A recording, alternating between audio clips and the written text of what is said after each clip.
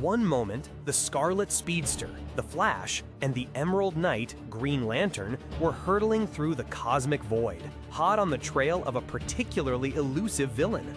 The next, a blinding flash, a jolt, and they found themselves not in the desolate expanse of space, but on a sun-drenched, perfectly manicured Main Street, somewhere entirely unfamiliar.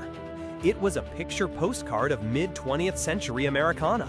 Ice cream parlors hummed with polite chatter, classic cars gleamed at the curb, and the air was impossibly fresh, the sky a perpetual cloudless blue. Children laughed on swing sets, adults strolled by with serene smiles. It was idyllic, almost aggressively so, and that was the first subtle tremor in the flawless facade. This wasn't just any town, it was Masonville, and as Flash and Green Lantern soon discovered, it was home to its own team of champions, the Justice Guild of America. Led by the formidable Streak, a hero who blurred past them in a flash of red and yellow, they were a perfectly preserved snapshot of a bygone era. There was the Green Guardsman, his powerful ring casting emerald constructs with a theatrical flourish. Catman, a dark, acrobatic figure of the night. Tom Turbine, a towering powerhouse of intellect and might. And the enigmatic Black Siren, her sonic scream a force of nature. They were heroes, no doubt, but something felt off. The Justice Guild greeted Flash and Green Lantern with an earnest, almost naive enthusiasm. They spoke in a formal, wholesome cadence, as if lifted straight from a 1950s radio serial. Their battles were simple, their villains easily vanquished, their victories always clean and conclusive. Life in Masonville revolved around these predictable heroics, always concluding with a celebratory scoop of ice cream.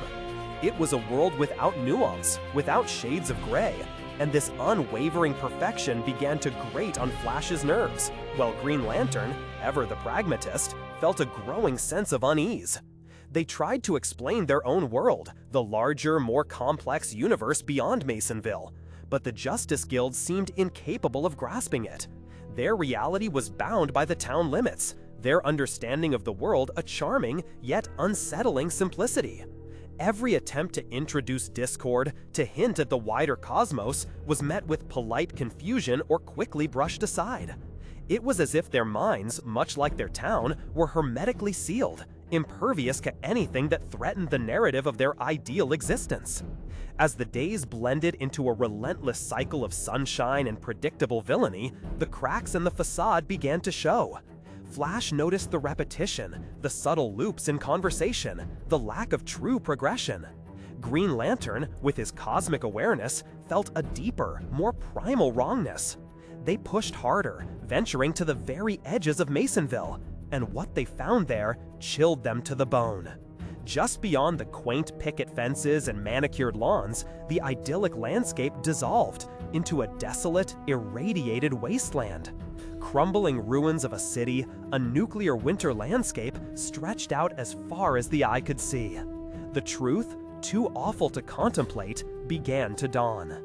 The Justice Guild, their perfect smiles faltering, their forms flickering like a faulty projection, were not real. Or rather, they were real only as echoes, as memories. The devastating revelation came with the discovery of an old tattered comic book depicting the very heroes who now stood before them. These were the legends, the Golden Age icons. And then, the ultimate, heartbreaking truth emerged. The shocking truth arrived not with a bang, but with a whimper. The architect of this elaborate illusion, this perfectly preserved dream, was not a supervillain, but a child.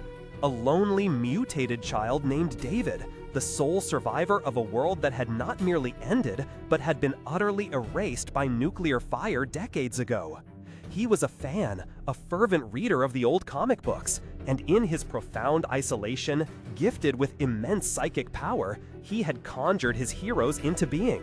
He had built Masonville, not as a prison, but as a sanctuary, a living tribute to the idealized world and the brave heroes he had cherished.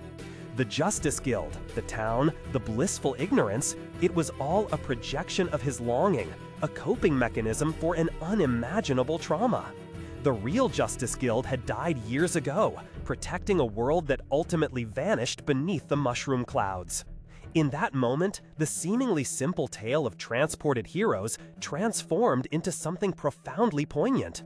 Flash and Green Lantern faced a terrible choice: shatter the illusion and bring David into his desolate reality, or allow him to remain in his self-made paradise, forever watched over by the spectral echoes of his heroes.